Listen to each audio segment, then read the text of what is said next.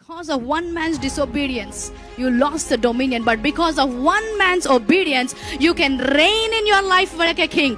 Jesus came as Christ. He removed the veil and he gave us the place where we can enter the Holy of Holies.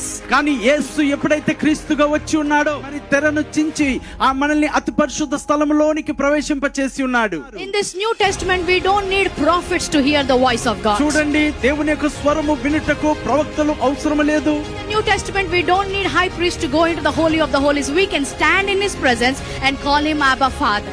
Elohim became Christ, who became a priest, who became a king, and who became a prophet for our sake. కాబట్టి ఆ ఎలోహిం దేవుడే మరి ఆ యొక్క క్రీస్తుగా మారి ఆయన మనకు ప్రవక్తగాను యాజకుడుగాను రాజుగాను ఆయన మారి ఉన్నాడు. And that's how God restored his people to his position. ఆ రీతిగా దేవుడు తన ప్రజల్ని తిరిగి తన స్థానంలోనికి ఆయన పునరుద్ధరింపచేశాడు.